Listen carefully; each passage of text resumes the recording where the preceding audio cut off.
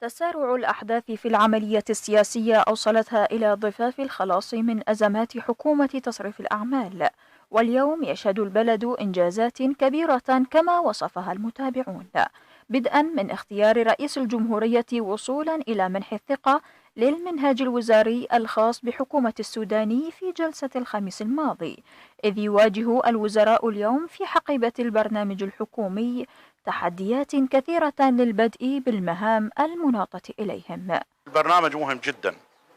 رصانة المواد التي وردت في البرنامج ودقة تطبيقها والآليات التي يمتلكها هي العامل الأساسي في إنجاح أي مشروع أو أي برنامج. نعتقد اليوم البلد خلال العام كامل توقفت فيه كثير من الخدمات بحاجة إلى إعادة، والبرنامج جاء بهذا الشكل.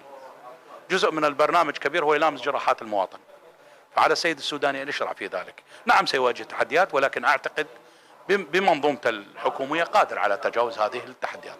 فبعد استحصال الثقة والموافقات القانونية للبرنامج المقدم أمام مجلس النواب، يبدأ السوداني حركاته الخاصة بالاجتماع مع الوزراء في كابينته منذ اليوم الأول لبدء مهامه الحكومية، وآخرها اجتماع اليوم مع وزير التجارة للوقوف على مواطن الضعف والقوة في برنامجهم الحكومي الذي يتضمن توفير متطلبات المواطن وتقديم الخدمات الخاصة لهم. طبيعي السيد السوداني لديه القدرة الكاملة لأخذ بزمام الأمور إلى النجاح، وبالتالي هناك معطيات موجودة، وعلى الواقع هو الرجل أثرى الكثير في برنامج الوزاري ببعض النقاط الهامة ومنها الخدمية وعلى رأسها. اليوم الشارع يريد خدمات، يريد الكثير من السيد السوداني. وبسبب السياسات الاقتصادية والإدارة المربكة للحكومة السابقة بحسب مراقبة أصحاب الاختصاص، فإن البلد يشهد انعطافات كثيرة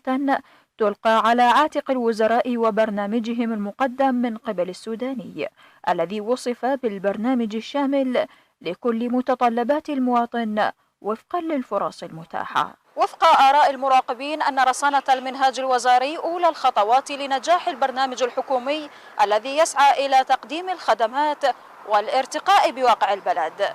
نهى الشمري، الأيام الفضائية.